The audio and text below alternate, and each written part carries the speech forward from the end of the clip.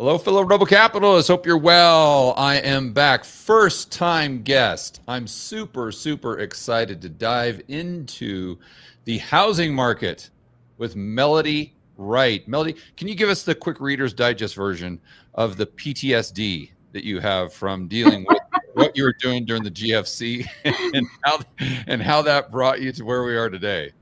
So, George, I never thought I would be here again. In fact, after managing that crisis, even having to manage defaults, fly all over the country during the foreclosure crisis, we believed in the mortgage industry this would never happen again because we put all these supposed guardrails into place. And then, slowly but surely, that just kind of went away. In 2021, they kind of removed the teeth from Dodd-Frank when they took away the debt-to-income threshold. And what's being used in the industry behind the scenes is what's called AUS, or automated underwriting systems. And people have learned how to game that. And so for someone who went around, spent their life, managed that crisis and then tried to implement all the new rules at the non-banks, to see this happening again is it's crazy. And what was your job title back then? Oh, so I did. When a company is distressed, you take on a lot of different hats. But so I was, a managing director. I started in finance and corporate financial planning and analysis, and then they moved me. I kind of ran part of our bankruptcy when we filed. First time that a company filed bankruptcy and still originated loans. It was a crazy deal. And so then, and that was same title, managing director, and then I kind of went over to, I managed defaults. They wanted me in the operation after we filed bankruptcy because Fannie and Freddie were threatening to take all of our servicing, which would have meant thousands of people lost jobs. And so you were working at a mortgage company or a bank? Well, it became a bank, George. It was originally, so it's what's known as Ally now. It has many, many names, GMAC ResCap. We were owned by GM, then Cerberus bought us, and then GM had to take another part again. And then we got TARP funds we had this tiny little bank in Utah. And so it was a lot of shenanigans went on, but ultimately we were then eligible. We became a bank holding company and we're eligible for TARP. So it was a crazy, crazy time, but we were one of the big five. We're the one on all the movies that it's like the redheaded stepchild because we were a non-bank. And so we weren't all that interesting, but we were there at the table.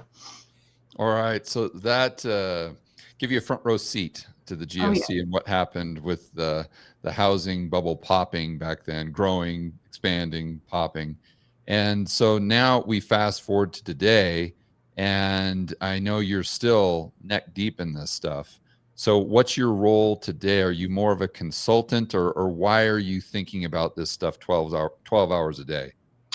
Well, so it started, I went to work at fintech companies because something about people don't understand about mortgages. They're dealing with blue and black screens. Like, this is really old technology, and the people that created that technology have forgotten how to change it. And so you have to build all these wraparound solutions, and that's kind of what I did. But I went to a fintech company, and because of my background, when I was in graduate school, I did a lot of studying of the IMF, the World Bank, nations that took those loans and what that did to them. And so I've always had kind of an interest. And so when I saw the stock market going up with what we were going through in 2020, kind of my executive said, tell me when rates are going to rise, dive in, tell me when this is all going to change, because obviously when rates rise, that was going to have a big impact. And so I just started studying all of this. I signed up for Twitter. I was not a social media person. But I did, so I could find the smart people that I was reading about, but didn't really know how to see what they were doing. Like me, obviously. Yeah, exactly. Just like you. You're one of the first. No, I'm not.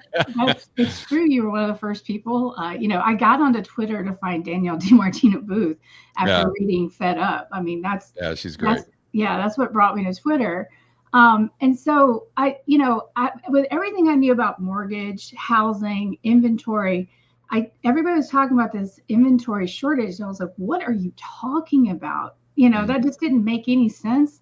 And so I wrote an article for Housing Wire in January of 23, debunking the inventory shortage myth.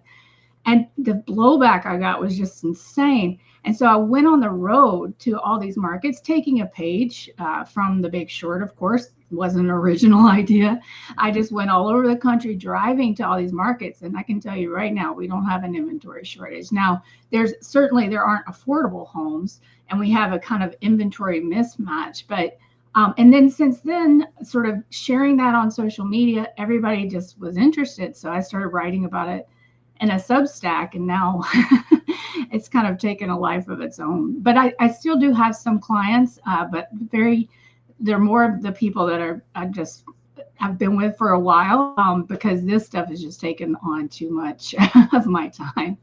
Yeah, it seems like we tend to conflate. I'm talking about social media and the mainstream media. We conflate supply of homes and the amount of homes that are for sale. Mm-hmm. Because those are, and correct me if I'm wrong, those are two way different things. Absolutely. and so can you explain, why that's an important differentiation, and why that if we see a lot more homes for sale, in the future, due to something we were talking about before we hit the record button, which is these insurance costs just completely exploding, and people just having no idea until they get into the actual signing of the paperwork, that we could have a supply glut with the amount of homes that have been built, if we have a lot more homes for sale in the future for whatever reason. That's right. And that's absolutely right. And I think what so many people don't understand, George, is that the housing market hasn't been about Joe and Jane for a very long time. It's Right. been about investment and speculation. And even starting in the late 80s, you can take any city, like you look at Boston, for instance, their owner occupancy is 35%. Well, that's because you have a whole bunch of a landlord class. A lot of that are boomers, who are aging out. And so it's not about you and me getting a home anymore. It's about, let me get my second home to do long-term rental. And then during COVID, that transition, because every bank out there, non-bank out there that was lending, would say to an investor, why buy one when you can buy 10 and do short-term rental? Why do you want that silly little $1,500 a month? What you want instead is $10,000 a month from short-term rental. Except the problem is, in Kyle, Texas, you're not going to get $600 a day for that short-term rental. You might have gotten that in Austin at the Right. peak mania, but that's not going to happen in Kyle, Texas. So anyway, a whole bunch of people went out and bought these. They hoovered them up. I mean, and they got the idea, of course, at the end of the last cycle. Wall Street, at the invitation of Fannie and Freddie and FHA, came in and bought up all of those homes in foreclosure. I was at those auctions. I saw it happen.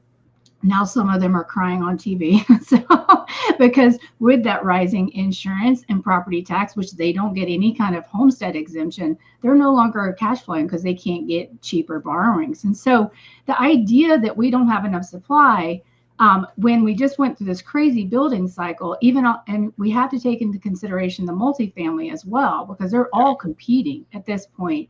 And so we went absolutely bananas. But if you just look at housing units and population, the average household size right now is 2.55, which when I was growing up, it was like 4.25.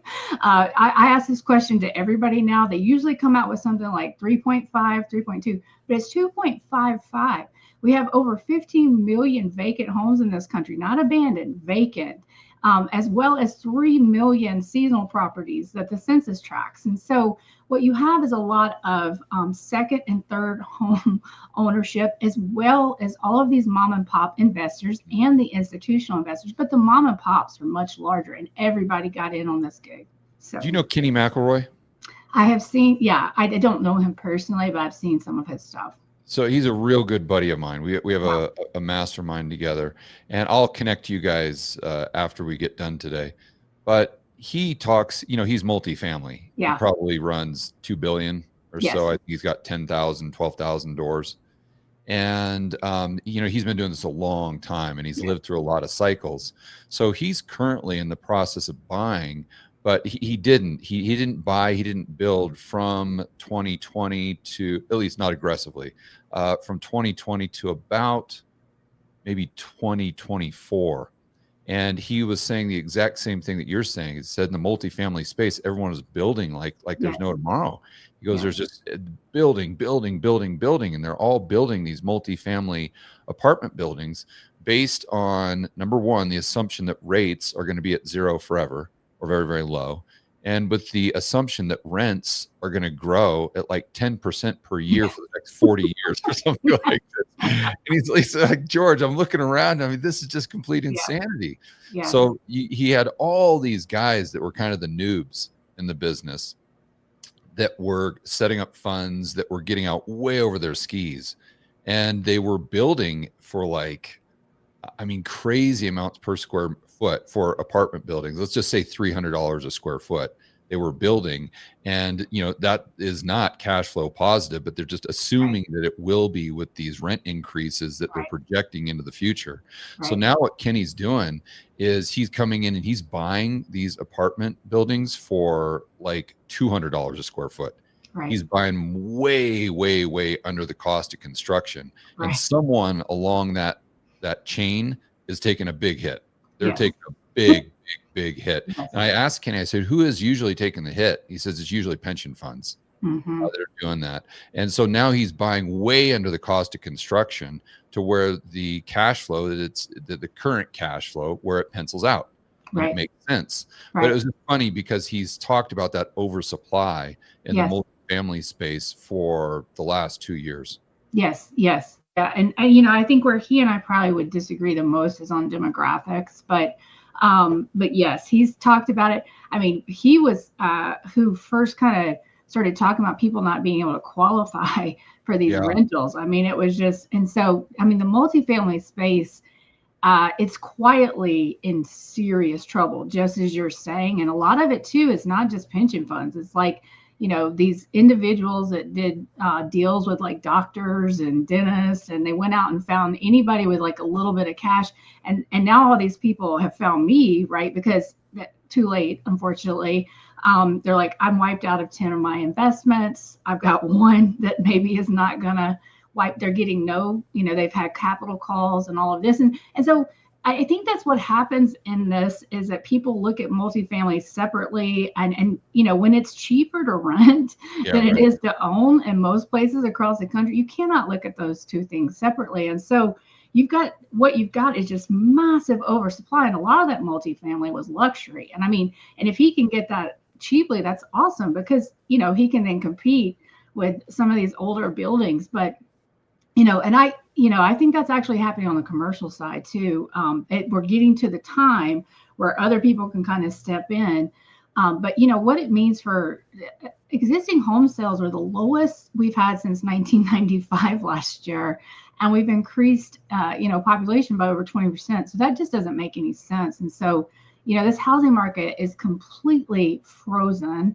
And we need transactions so we can actually have price discovery. But the transactions will come with the foreclosures, in the latter half of next year, which I never really thought that would be a big part of this thesis. I just really thought rising insurance and taxes would kind of crush your typical borrower, and that's happening.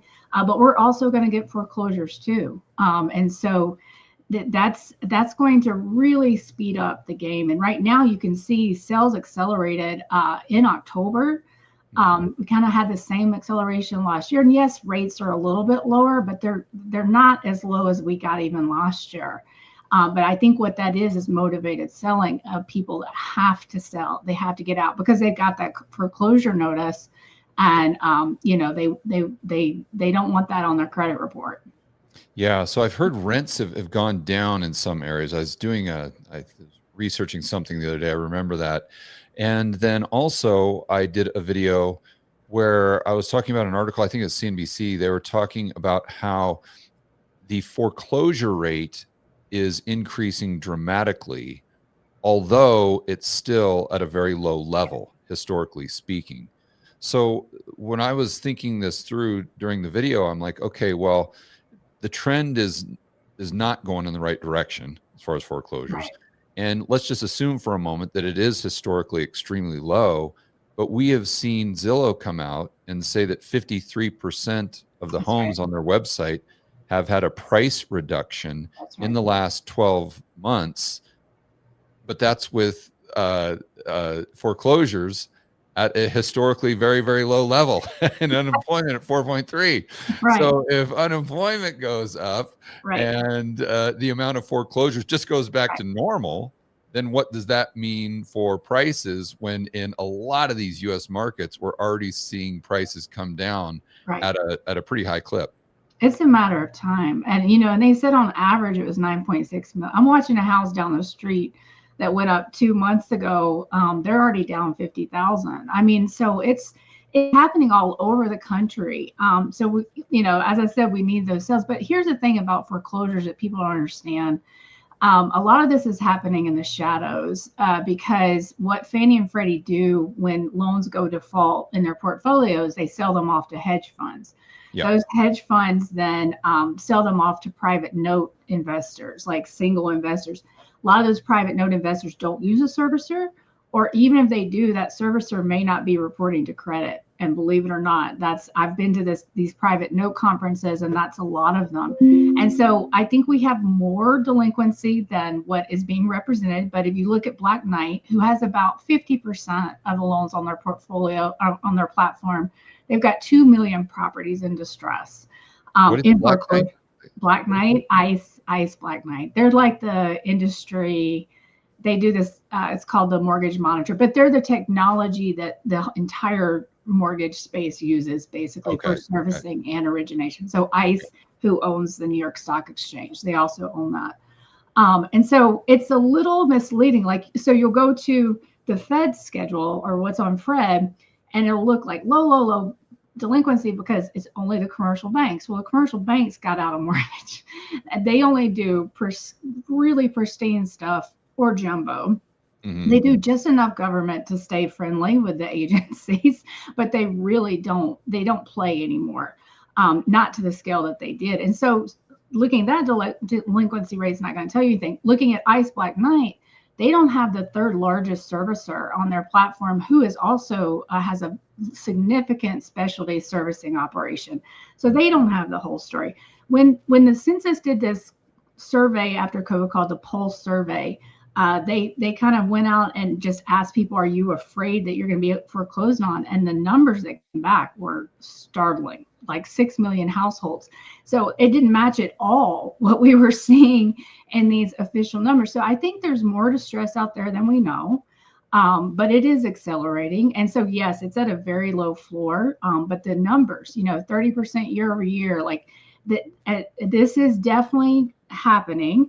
There was just so much government intervention after COVID. I mean, it was probably 3 to 4 times what we saw even after the GFC. And so we didn't have to pay your mortgage. Right. You didn't have to pay it. Solves the problem of foreclosures right there, doesn't it? There you go. And then guess what? That 18 months, you just put it on the back of the loan, and you can, in a non-interest bearing lien, and then you can pay it off when you sell your home. That's what they tell you. Guess what, George? Those liens are not recorded on public record for Fannie and Freddie. And so when we look at when everybody's talking about how much mortgage equity is out there, they don't have that information.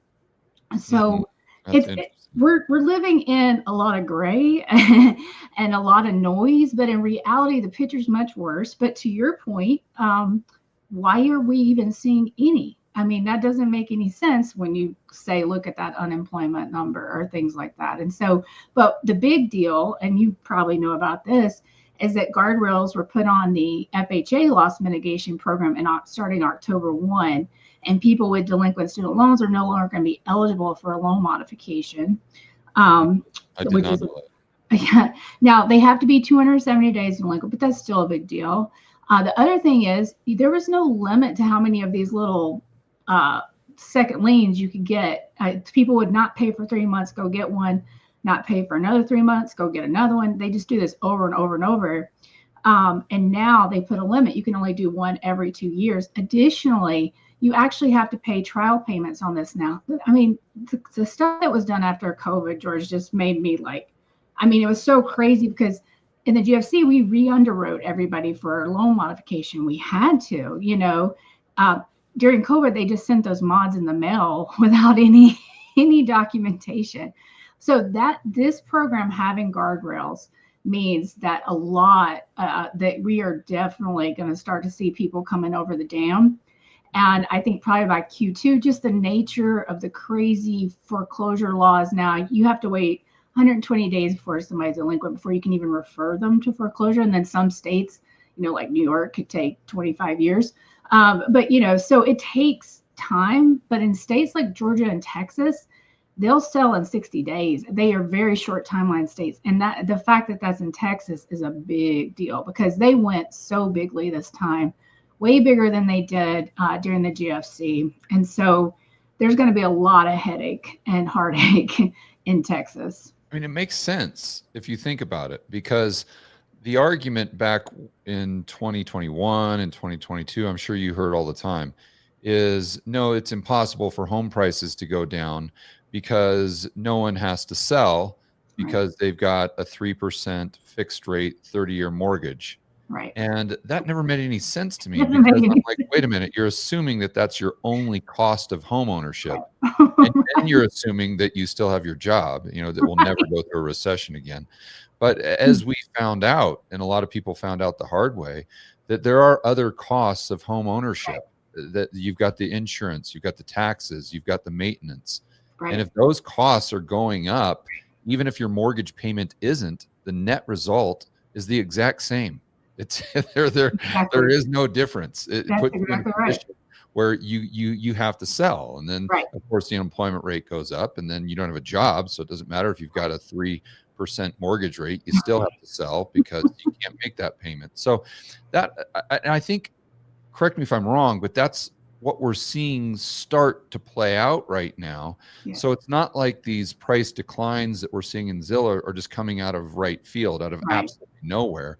If you actually just use some common sense and think about what has happened, it's like, yeah, this is what you would expect. Right. Absolutely. And Fannie Mae did its own survey where being locked in was not the majority of the reasons why people would want to stay in their home. Yes. Okay. The industry itself, nobody reads this stuff though. Like, it's so jargony and nobody understands mortgage. But they themselves, they also came out with a study that said that they looked at over 7 million comparables, different homes that were used for an appraisal. And they found that 58% of them didn't properly list seller concessions, meaning that values were overinflated. So George, we are in for some pain. And it's because a lot of those repairs were done. I tell this story often that I have a relative who recently bought a home from his landlord. And not even 6 months later, he's going in for a refi. The appraiser comes in and says, we're taking 20,000 off for XYZ issue that was there when he got the roof's caving in, the foundation's cracked. Right. It was and his was just something small that was there when he got the first appraisal. And so think of all these homes. I met so many people when I was out on the road, like in their 30s, that bought a home to fix and flip, but then couldn't afford to finish the flip. And so just think what these homes are actually like if they've been vacant. Mold growing. I mean, these are things nobody wants to talk about, but I can tell you during the GFC, black mold was the bane of my existence because in order to convey properties to the agencies, they have to be in conveyance condition. And one of those is that there's no black mold, and it's pervasive, especially, and that's the other thing that's so crazy to me. As I went across the country, there's so much vacancy, George. It's everywhere. And I mean, whole subdivisions vacant all over the country. And these homes are going to be in terrible shape if they finally do sell. And then on the existing market, people haven't done repairs. Those insurance, one of the large servicers that I deal with told me that they took their book from 2020 to 25, insurance across the country rose by 50%.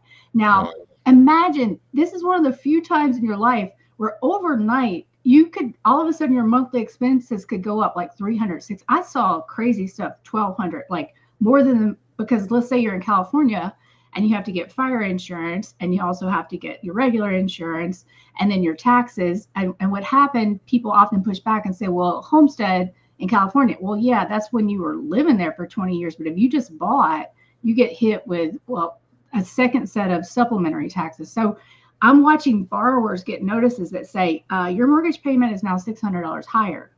I mean, I live in East Tennessee, and I can tell you nobody around here would be able to afford something like it. Luckily, our taxes aren't like that, but Yeah. that's an overnight change in your financial, your financial condition, and and it's really hitting a lot of people. Yeah, Kenny's talked about that a lot, Melody, that in the multifamily space, that insurance costs have just gone completely parabolic to where they're just, and also he's having, if he, usually he does a mixture of debt and equity on his deals. And with the debt, they're requiring that he sets aside like this $1 million or something like that. I forgot what he calls it, but in case interest rates go up in the future. And he said, what that does is that just brings down the price that you're willing to pay for the existing properties that are out there, because you have to factor that higher, however high the insurance costs go, well, that decreases your cash flow, and that Right. decreases the value of the property. And that most likely means that the bank is going to take a hit, or someone's going to take a big Hmm. haircut. Going back to the argument about higher and higher interest rates lock people into a mortgage, and therefore prices are going to go to infinity and beyond. I always thought that was funny, because those same people will argue that lower interest rates are also good for housing prices. So I'm like, well, wait a minute here. Wait a minute. If the higher interest rates lock people in a mortgage to where there's no supply, if we have lower interest rates, doesn't that mean those people will then be able to sell? So it's funny. It's kind of like, Logic has left the building, George. I yeah, mean, it's just left the building. yeah, exactly. Let's talk about Lennar. I'd love to get your insights on this, because I was doing with my one channel, I do live streams, and I rarely prepare, as you can probably tell. And so I know you go on with Adam all the time. He's a great dude, good buddy of mine, but Adam, I'm sure, is way more prepared for these things than I am. But anyway, I'm on a live stream, and I just had an idea that, I'm going to go over to the Lennar website and check out, what the new homes are doing. So the first thing that pops up on my screen is that they're having a Black Friday sale. Right. And I'm Right. like, what? What? I don't know if that's industry standard, but that No. sounds really, really weird, that you've got a $500,000 property, like Black Friday, just like going down and buying some, Fruit of the Loom underwear at Target or something. I'm like, we should not be having a Black No. Friday sale on something that No. costs $500,000. And then Right. they were saying that you could get into a house for as little as $1 down. Hmm. And I'm sure that's some sort of financial gimmick, but I'm like, okay, if the housing market is booming here, I'm not seeing it on Lennar's website. And then I went to there, and the first region that comes up is Houston. No. Oh boy. So I go and I'm scrolling, on their homepage there, they show their listings. So I'm scrolling through their homepage, and it's just price cut $30,000, price cut $55,000, price cut $70,000. You just scroll down, and it's just price cut after price cut after price cut. And that's on top of I'm sure what is it called? The interest rate buy down, Yeah, the which buy is down. effectively another price cut, that Right. they don't even want to talk about. Right. And so I'm like, how is this not front page news on CNBC? Because the economy is so tied to asset prices.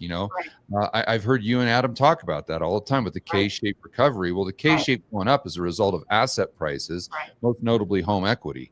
Right. And so that's really, really dangerous. So what's going on there with the new home sales? And is that not being picked up in the Case Shiller data, which so many people refer to as kind of, this is what prices are doing, I don't even need to look at anything else? Yeah. So just to talk about your Black Friday, they also had a BOGO sale. Oh, Buy one, get one free. I mean, it wasn't yeah. really like, it was a multi-generational, like you and your tiny home, like to get, anyway, crazy stuff. So George, this story was all over in 2023. I could see everything that was happening. And a reporter contacted me from Fortune, and we were going to do a big expose that the builders were hiding inventory, completed inventory, because that's what I saw on the road. And, SVB happened. And so that just poof, and then NVIDIA. And so So what's happening? Reality is coming home to roost finally. Like they can no longer. They had some gimmicks and tricks that they could use with those buy downs. There's American Enterprise Institute just did a recent. Which impacts the comps, by the way. Correct. So then the comps are $50,000 higher than they otherwise would have been. Exactly. And of course, Case-Shiller doesn't capture new homes.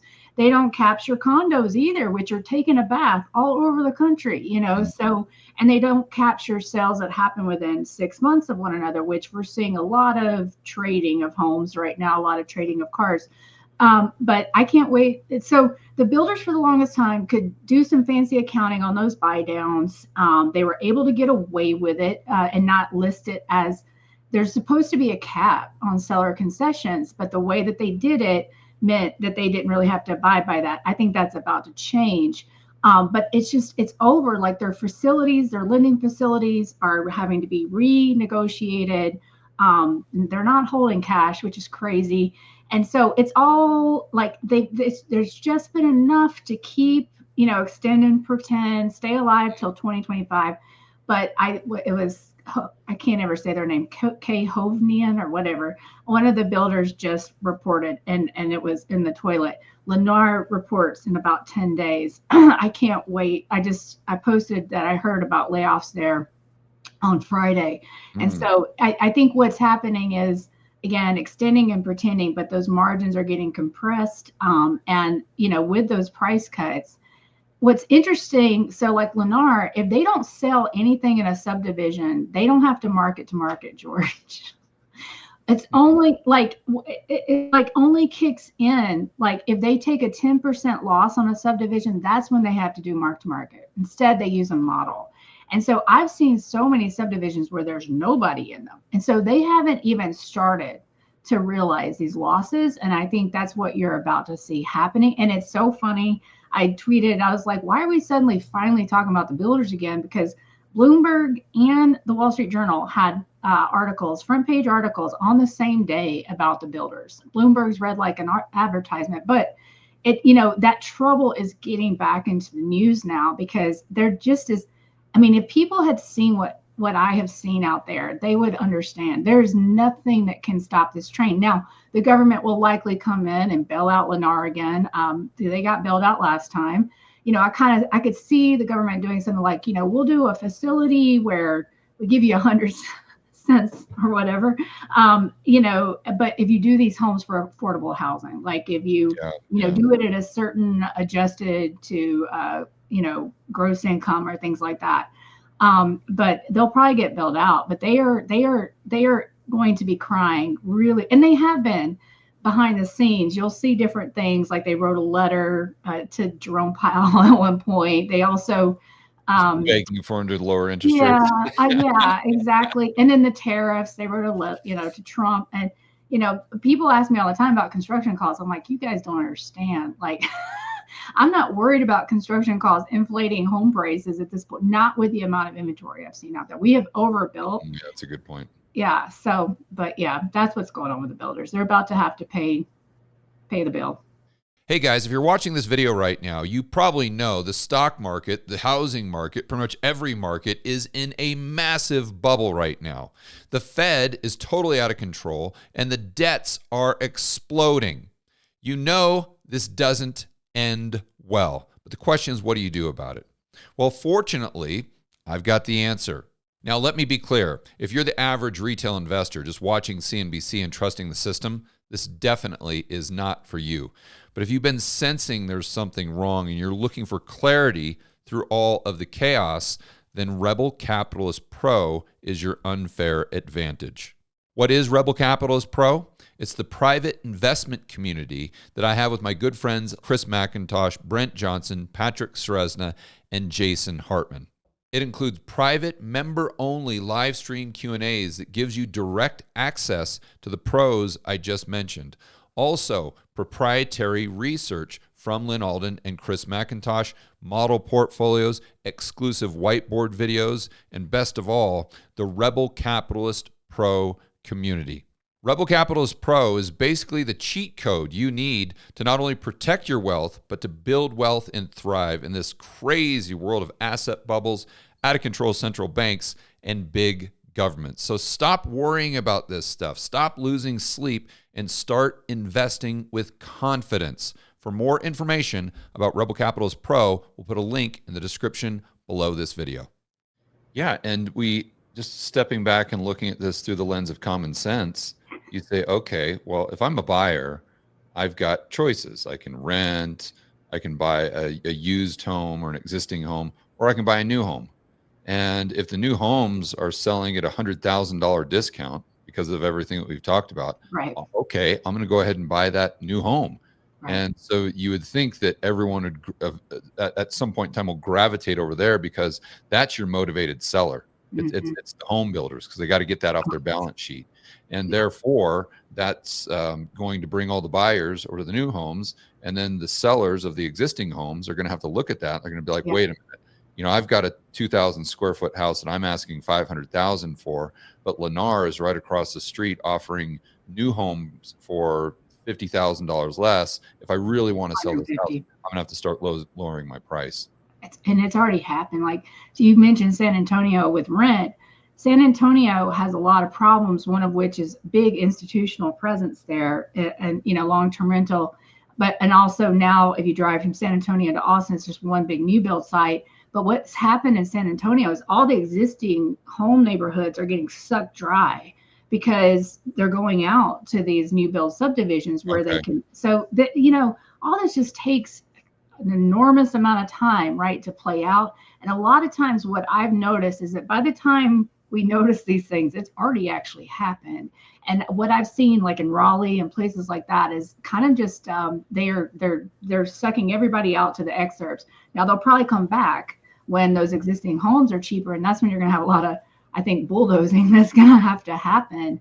But yeah, no, and you know, you probably saw as well, like we're in an unprecedented time where new home prices are lower, even before all of those incentives, than existing home prices. This only happened two other times in history, which was June of 2005, June of 2021. And since 24, we've been flipping back and forth. But as you know, we haven't had any information for new home sales for 2 months. We actually, but when they last reported, because the census is who does that survey, they revised the prior month, which was July or August, down below that $400,000 mark. And that's very early in their season to do something like that. That's something you'd probably see in January. So we'd have no idea what's been going on the last 2 months. But if Lennar's laying off, if K-Hove had terrible results, like sales haven't been great. And so those prices are likely a lot lower than what NAR is reporting at a median sales price of $415,000.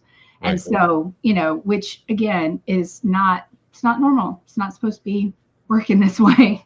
Yeah, you know, Melody, another mistake I see a lot of people make because they don't really get into the macro as much as I do, and a lot of real estate folks, is they just assume that this is not that big of a deal because the Fed, if there is a problem, they're going to come in and they're going to drop interest rates. And that's going to, you know, happy days again. And what they don't realize is low interest rates aren't necessarily a good thing. Right. Because low interest rates or interest rates themselves don't control the economy like people think they do. They're a reflection of the economy. Right. So if we have, let's say, the Fed funds at 1%, that is not a good thing. That means that the unemployment rate is probably 6 or 7, because again, that in most times that front end of the curve, especially, is a reflection of how the economy is doing right now. It's a reflection of the economy. It doesn't control the economy. So for those people in the real estate business that hope and pray for lower interest rates, I just always say, you know, be careful what you wish for. Right. And, you know, I grew up on that in Eurodollar University. You know, I watched every one of those early shows because it gave me so much more of an understanding of what had happened previously. Right. You know, I had one idea. But here's the other thing. The bond market doesn't care right now. It doesn't care. You know, the Fed has lowered 150 basis points and we're at the same place we were. Because growth and inflation expectations have stayed the same. And so it's Right. not about the Fed doesn't control the rate. It's all about growth and Exactly. inflation expectations. So if Right. they don't change, regardless of what happens with QE or the Fed or whatever it is, the interest rates won't change either. Right. Right. And so, we're sitting, I cannot tell you, I mean, 3 years, George, of just hearing people say exactly what you just said, well, rates will come down, be fine, and trying to talk to my clients. My clients were the last people to listen to me, and they've lost a lot of money. It was like, it's just wild. It's weird. It's like they can't let go. And I guess it's recency bias, but it's like, no, you have to zoom out and look at what's really happening. And every realtor, you should. So I don't know if you saw how it was misquoted in that Newsweek article. Apparently, NAR thought it was such a big deal. They scripted a whole response to my last video with Adam. People have sent it to me now of just, about interest rates are going to drop in 26 and blah, blah, Oh, blah. that was their bullish argument. Okay. Oh, yeah, of course. I mean, they don't change their tune. So they just scream louder. That's all. Yeah. Yeah. So what, let's try to take out the crystal ball and look at what might be coming.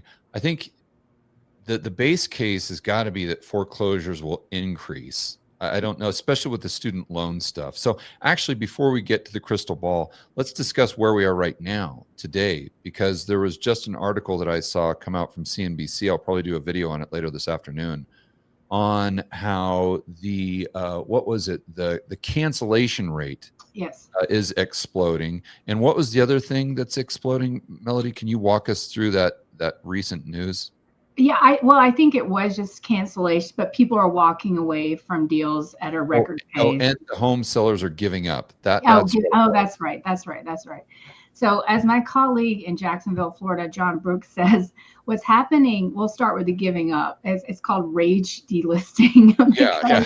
because they're so mad. And he's on the front lines. He's a realtor. He has a broker firm. And he's like, these people will call him incensed, like, why am I not getting my price? Because this is where, Zillow did a real disservice to the industry with their Zestimate, which they Yeah. never tell you how they actually compute that. They're using comps from like 45 miles away versus like, doing real comps. And so they've read every mainstream article about how there's an inventory shortage and there's been bidding wars. And so they can delist because as the boomers own the majority of the homes in the United States, and a lot of these, as we were talking about, were second homes, third homes, or even rental properties. And so it's not that like, oh my gosh, I have to get out of my home right now, or like the builders, like we told Wall Street we're going to sell 5,000 homes, we got to do it. They can be like, well, fine, screw you, I'll wait till the spring, and but a lot of them thought that in the spring, and you've got Yeah. places like Miami with over 100 days on market now. Like, I mean, it is just abysmal. And so they're going to be disappointed yet again in the spring. But then what's happening at the margin, death, divorce, the DOD, and these restrictions on these loss mitigation programs means that those foreclosures are going to increase from here. And then those layoffs that we've been seeing everywhere, it's really upsetting. That's all going to hit, and these people are going to run out of options, and they're going to have to, and you're seeing it all over the country. It's got to be a little more before it makes, a splash. And so that's the rage delisting. And then the cancellations can be a variety of things. It could be the student loans, like you talked about. It could be, suddenly their credit score doesn't look as great as it used to because of those student loans. Or it's actually what I've been hearing a ton of is people getting to the closing table and realize that they look at that final insurance bill, they're like, I can't. I mean, I can't do it. Because you have to. It's nuts. And then property tax as well, because what a lot of the municipalities did is they got drunk on the American Rescue Act money, and they did these crazy population studies. That's places in Texas, Tennessee, were like, every person from California is moving to my city, and so they built for that. But what they also did is a lot of bond issuance and a lot of like, oh, we're going to be thinking those home prices would continue to go up so they could assess at higher amounts. Right. And So that's they how they spend the would money today expecting the revenue is going to be there tomorrow. Revenue 100%. ain't there.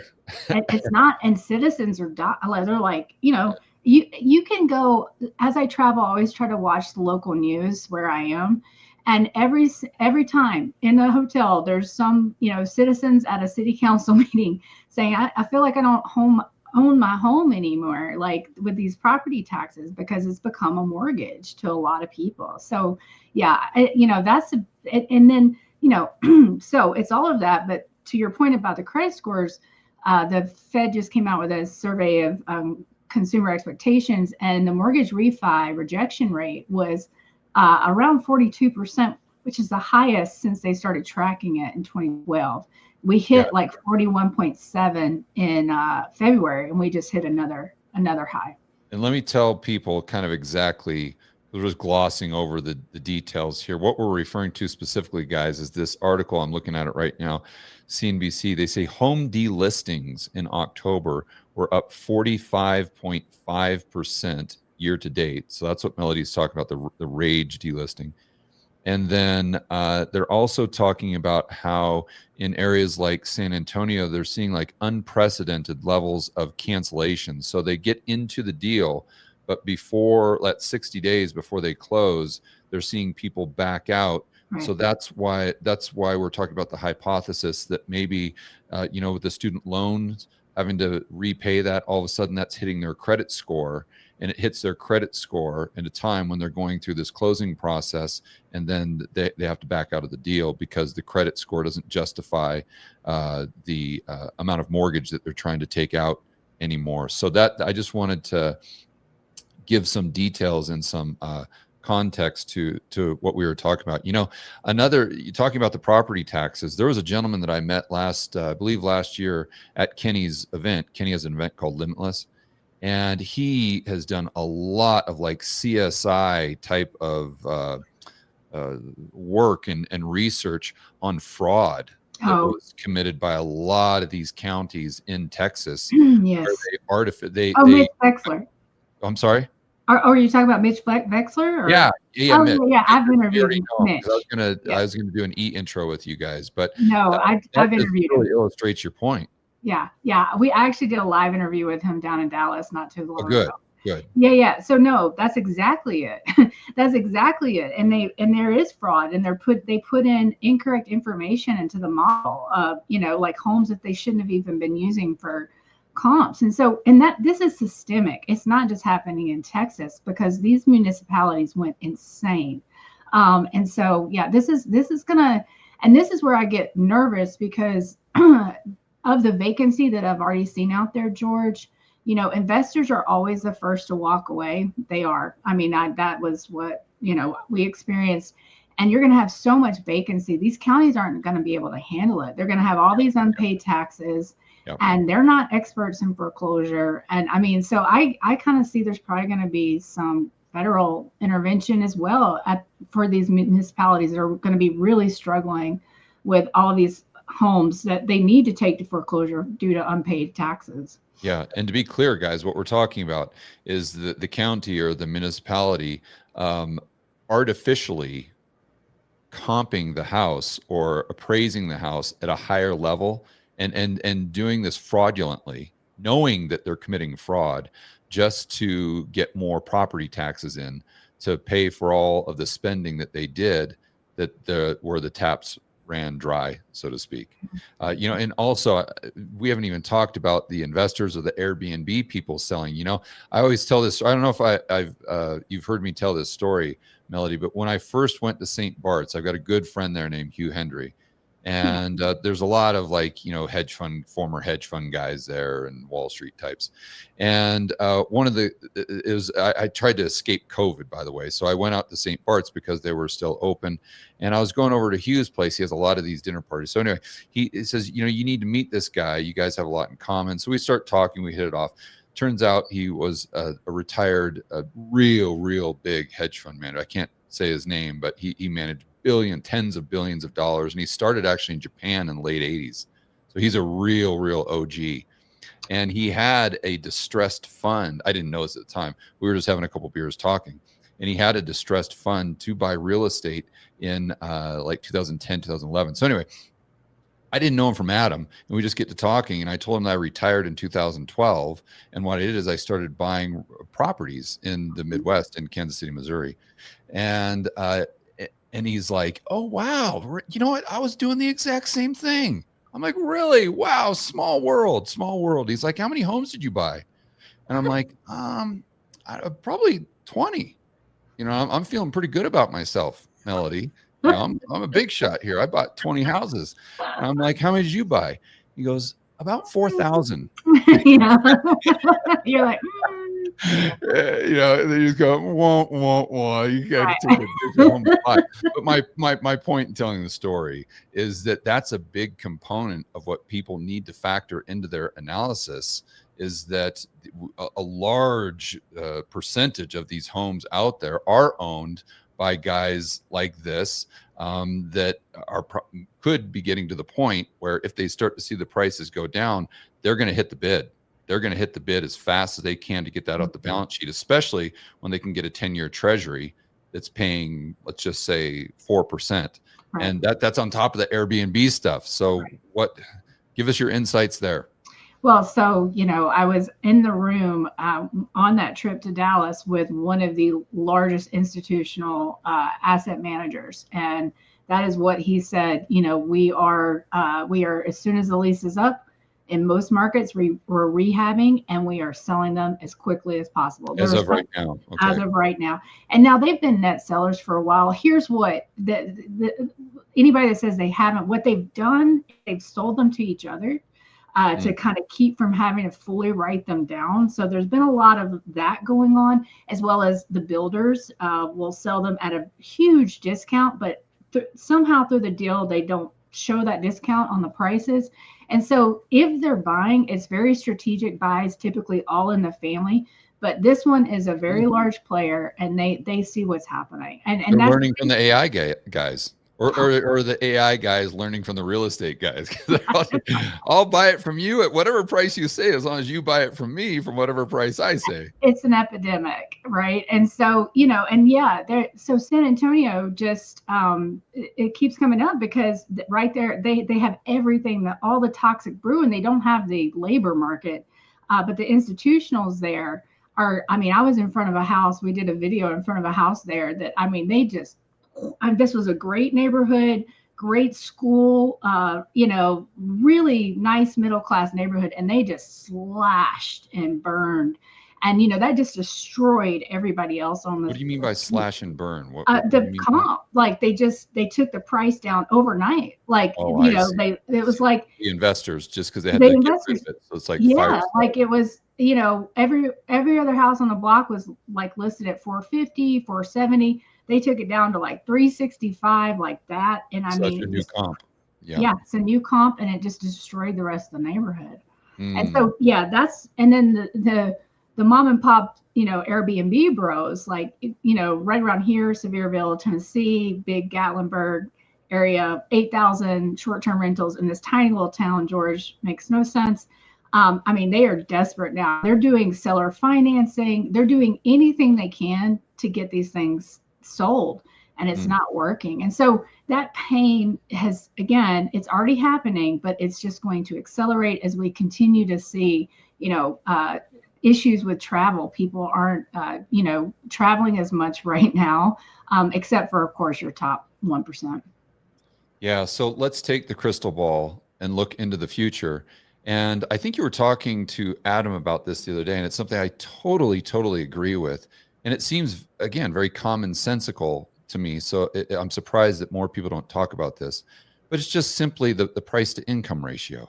Right. So it's like, okay, how do we make these mortgage payments? Well, income. Okay. Right. So just assuming that interest rates are or roughly a constant, then we say, all right, well, how are we going to, the gap is like this. So something's got to give. So either incomes are going to come way up, or you're going to have prices come down. And if you, I would strongly encourage people to just pull up a quick chart of price to income ratios. Right. And you'll see that the price to income ratio right now is even more extreme than it was in 2006. Yes. And you'll notice that everyone knows that the housing market bottomed out in roughly August of 2012. And notice where it bottomed out. It bottomed out right on the income line. Right. And so it comes as no surprise. So moving forward, I mean, that's kind of my base case, that I don't know how much prices go down. You know, if it's 20% nominally, 30%, a lot of it has to do with inflation, of course. But at some point, you've got to have those two lines come together again. And I think that there are no certainties, only probabilities. But for me, that's the highest probable outcome. Absolutely. And you know, and that I think is going to be a lot of the speculation washing out of the system. You know, I'm reminded of the Great Depression back then as well. A lot of people had become landlords and then they didn't want to be a landlord anymore, you know. And so I think we're at the I don't want to be a landlord anymore. And if we can get that investor speculation like washed out of the market, as well as get the government out of housing, you know. Yeah, amen. Yeah. Yeah. I mean, if they just, I mean, when they came out with the new conforming loan limits for Fannie and Freddie, and it was like 832,000, I was just like, I was sick to my stomach, because that's not what these programs were meant to do, or maybe, you know, anyway. But to your point, it has to, like, you know, and people in the housing industry will say something, well, with two incomes, you can make it. I'm sure you read, you know, Mike Green's recent piece about the new, you know, poverty level being at that 140,000. Oh yeah. Yeah. I didn't read it. I heard about it. Yeah. Yeah. But the point is, you know, we've had dual household incomes since the 70s, you know, and that's not like, that's not going to do it. And, you know, you can look at debt to income levels for Fannie Mae right now, George, and they're at 2008 levels, like, of their whole book. No one's talking about this, like, no one. And so, yeah, you know, what I would love is for wages to come up, of course, as long as we don't get inflation. But, you know, that's likely not going to happen right now. And if you believe the AI narrative, then that's really not going to happen. You know, I think you know, I think that's a little bit of a ruse to kind of hide how bad the economy actually is right now. But, you know, yeah, it's just logic. And if the top 1% could sustain the housing market, they would be doing it right now. But, you know, rich people don't do stupid things with their money. They're not going to, you know, pay for a house that they're not using, and all this tax and insurance, you know, at scale to fully sustain this housing market. That's just not reality. But the bulls just they refuse to acknowledge demographics. They've refused to acknowledge the silver tsunami. And they believe somehow these two fictional millennials making, you know, their $60,000 to $70,000 is going to be enough to sustain the housing market. Yeah. I mean, if I was to make a bullish argument, I would probably point to Canada and Australia, showing that with these crazy government programs, whether it's a 50-year mortgage or whatever, it makes things much, much worse. And eventually you got to pay the fiddler. But they're able to kind of kick that can down the road as the housing market deteriorates. It gets worse and worse and worse, but they just do anything that they possibly can to prop up prices. Now, my counter to that would be, if I'm an investor, if I'm just looking at the financial side of buying a house, I'm not going to take a bet on the government intervention. Like, that's not my bet. That, oh, well, I'm going to, you know, my base case is that government comes in and bails me out, and therefore this is a good decision. You know, I don't think that's a way to be a prudent investor. But, you know, I did a video the other day where I said, okay, I'll go ahead and make a prediction. And I thought, well, I think we come down over the next 3 years or so. We probably come down by 30%, adjusted for inflation. So let's just assume that the inflation rate stays around 3 or 4%. Okay, so what are we? 12? You figure 15, 20% nominal terms. What do you think about that prediction? No, I think I mean, I'm right there with you, and I think, you know, again, and it just, we have to track with household median income, like we just have to.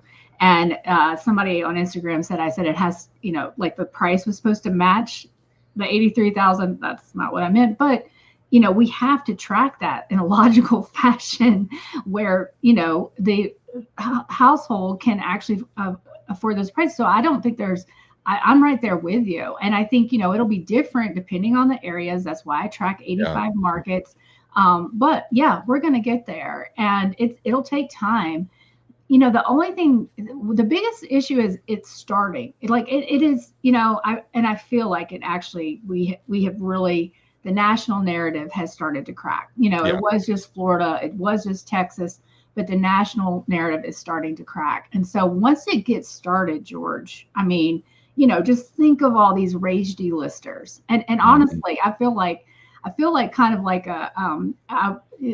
mainstream media kind of used that video and that message, probably scared the living crud out a lot of these boomers at Thanksgiving dinner table because, they use the clickbait headline, but it certainly started a conversation. And I think that once it starts, I mean, it could very well happen a lot faster. It's That like initial, it's going to be panic because, there is so much inventory to your very point at the beginning. And so and if you think about 20 and 21, how quickly those prices went up. I mean, I just remember being astounded, like emailing everyone I knew in the industry going, guys, this is bad. This is really bad. And they were all like, oh, party, party, party. But it could happen where we have a much larger drop, initial drop, but honestly, I would have by now we would have really started on the national correction. But you've got two markets that are taking a little bit longer to accept reality, and one of them is the Midwest, because a lot of investors went there last year because they were still cheaper than everywhere else. And then the Northeast, but the Northeast only makes up 13% of the housing market, and they are just absolutely diluted. You take Boston, they just got another notice that their that their taxes are going up 13%, second double digit increase in a row. And that's a lot of landlords. And so we could get some panic selling here in the spring selling season, or once we have those material foreclosures around Q2 of 2026, you could really start to see things deteriorate. Yeah, that makes a lot of sense. All right, Melody, tell people how they can find out more about what you do. Sure. You can find me on X Twitter at M3_Melody, and then the M3 Melody Substack and M3 Melody YouTube. But I just, even if you sign up for the free version, you'll be able to see the thesis. I provide you a lot of tools on how you can assess what's going on in your local market. And free version of what, Melody? The Substack, sorry. The free okay, version cool. Sorry. And so, because I mean, George, it's kind of it's a passion project too, because I just saw so many people get hurt, and I really wanted to get in front of this and so that people could make the right financial decision versus what mainstream media was driving them toward. And it sounds all negative, but it's fantastic for buyers. Right. It's bad for sellers, but great for great for buyers. So that's right. That's right. All right, Melody, thanks for coming on. Can't wait to do it again. Thank you so much, George.